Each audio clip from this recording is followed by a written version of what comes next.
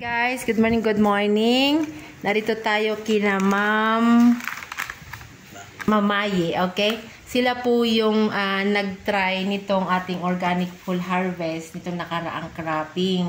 Pero itong ating organic full harvest microbial inoculant, ngayon pa lang nila i-a-adapt. So dito po, medyo natuwa sila. Kaya ayan po, medyo madami po yung inabil nila dahil dun sa naging karanasan nila. Tatanungin po natin kung ano po yung naging karanasan ninyo sa paggamit po ng ating organic full harvest. Ano po yung nangyari? Ako po si Ma'am May Mirabel ng Barangay Antiquin. Kami po ay gumamit na yung foliar ni na Sir Ricky at Ma'am Maris. Ang uhay po ay sobrang hahaba at hubog na hubog po. Tapos po ang kanyang timbang ay 70 kilos, 69, 68. Compare po doon sa hindi namin ginamitan ay 63 kilos lang po ang isang sako. Isa pong harvester ang nag-ani. Isa klase po ng binhi. Ay talaga pong ibang-iba po yung ginamitan namin ng kanilang produkto. Ngayon po, lahat po kami ng aming bukid ay ito na po. Gagamitan na po namin. Okay. Maliban po doon, ma'am, na sa mabigat po yung timbang ng inyong palay, kamusta po yung mga naging insekto doon? Aba, ay kami po ay nakaminos ng wala pong atangya. At yung pong aming hindi ginamitan ng kanilang produkto. Ma'am, talaga pong in-spray. After 3 at kabit-kabit daw po ang atangya, ay di kami po nabahala, ay di amin po na-spray. After 3 days, binisita, nandun din po yung atangya, kabit-kabit na naman po, ay di nakatatlo po kami spray nung hindi ginamitan na ito. Pero yung pong ginamitan namin ito sa Batikan, na ang nagbubukid po ay si Roy Abanika, ay wala po kami ka-spray-spray ng insecticide. Wala pong uban. Walang uban. Di ba yung iba inuuban? Opo. Wala po kaming uban. Ibig sabihin po, yung palay nyong yun, yun ngayon ang kinukonsumo ninyo kasi walang lason. Yan po ang aming kinain. Yes. Sinira. So yun po, ayan pa lang. Hindi pa ninyo nagamit itong ating organic. Siguro po sa susunod ay mas maganda na. Kasi ngayon, i-a-adapt nyo na siya ngayon sa isang area. Ano po. So maraming salamat, ma'am, sa inyong pag-share. Kasi yung iba po ay to see is to believe. Kasi nga po, mas sanay po sila sa mga pataba, masanay po sila sa mga kung ano po yung nakasanayan. So dito po yung ating technology ay malaking bagay po na nakapag-share kayo dun sa inyong naging karanasan sa paggamit ng ating products. Ayan. Tanong ko lang din po kay Ricky Brown. Ricky Brown. Hello guys, magandang araw sa lahat. So dito na naman tayo ngayon sa Barangay Antiquin nila kay Ma'am May. Matagal na tayong bumabalik-balik sa mga lugar na ito, pero ibig sabihin, nandun talaga, partner, yung since consistent tayo sa ginagawa natin, ay nakikita na at ngayon, napatunayan ni ma'am na talagang may kakaiba dito sa ating technology. Ang kagandahan doon, partner, i-share ko lang doon sa iba. Maganda yung ugnayan nila ni Tarok at saka ni ma'am.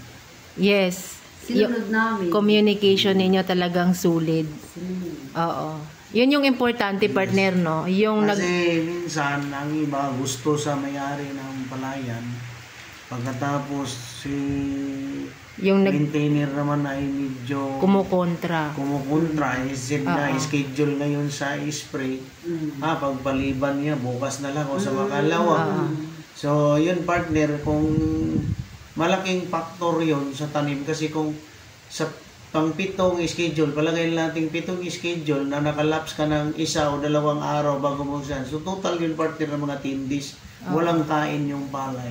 Yes. So, yun, maliging bagay, yung relationship ninyo, ma'am, nung inyong nagbubukid ay solid, no? Maganda yung inyong relationship. Cooperation ninyong pareho. So, ayan, isa yan, no, partner, sa mga naging experience natin. Sometimes, magkaiba sila ng paniniwala. Kaya lang po yung iba, parang, sige, wala na lang ako magagawa. Gusto ng amo ko eh. Pero sa inyo po, bukal po sa loob niya. Na po, napakaganda po ng inyong samahan. kung kaya po ating napagtagumpayan. Kahit po napakaganda ng product natin, partner, kung yung application ay hindi po natin siya minahal, hindi natin sinunod, magkakaroon pa rin tayo ng failure kasi 'di ba yung farming natin more on nutrition. So pag kinulang, nawawalan ng pagkain yung palay, nagkakasakit. Yan. So dito partner sa atin tulad ni Ma'am. So bawat bumibili sa atin ng product, may protocol tayo dito kay Rebecca. Tsaka naka-monitor tayo. Yes. Yun sa inyo, ma'am, hindi nyo lang din po alam kasi hindi naman kami nagre-report. Pinupuntahan po namin yon. Pero nakikita ni Tarok yung kotse. Oo. Minsan po, nakamotor po kami. Na binibisita namin. Di ba may puno doon? Sa pagpangalawang pagbabangga na yun. Oo, Nara. Doon po kami tumatambay. At yun pong kapitan ng Kumon, nagsabi sa amin na maganda, nakita doon yung magandang pala yung kay Kuya Tarok. Sabi namin, kami po yung doon, check every now and then dahil nga nakagamit sila ng product namin. So, ayan po, si Kapitan na ng Kumon, sabi niya, matagal nun yun akong inaalok pero ngayon parang oo na ako. Pati si Ma'am Merlita. So sabi niya, wow, yun nga maunahan niyo pa daw siya. Nakuha siya partner. Sinabi mo na nakakuha na kami, nakagamit tapos na-miss niya yung product kasi yun, nakikita niya na napakaganda nga yung palay. Sabi niya, wow, kailan kaya daw siya makakuha. Hindi niya nakala na pupuntahan ko siya doon kasi rini-repair mo. So ganun yun guys, na pag makita nyo yung maganda na mapagtagumpayan, search your blessings, no? Kasi hindi biro ang pagsaka, hindi biro ang gastos. Especially kuhol, partner, yung problem, yung kuhol, yung damo, hindi natin sinasabing magiging perfect yan sa transition, pero for sure, meron silang makikitang, yes, yung gastos mababawasan talaga. At the same time, yung damo, kapag nasunod po natin, hindi na natin problemahin talaga si herbicide. Herbicide ba lang po, 1.5 na. Yung Frontier. Ay lang, yung kam-kam. Mga babae. Oo, yung kami meriendahin pa. Baka, 2 oras lang ay mainit na maring bukas uli. Ikaw ay nagmamadali ay... Sabi ko nga, kung 10 tao, huwag yung padalwa-dalwa, pero huwag magpukusi. Saka hindi kami makaalis. Yes po. Ma'am, amin po kayong i-interviewin muli after next cropping, no? Kung ano yung naging experience nyo sa Organic Fall Harvest Microbial Inoculant. Patungkol dun sa damo, sa kuhol, sa lupa. At the same time, yung expenses ninyo at yung mga ginagamit nyo before na hindi nyo nagagamitin. So guys, meron tayong part 2 dito kay Ma'am Maye, dito sa paggamit naman nila. Bago ko Mamaris, doon kami nakaka 7 bags. Nang pataba? Oo. Ay, nitong nakaraan. Ay, di yung isa lang, saka yung inyong dalawang. Wow, di ba?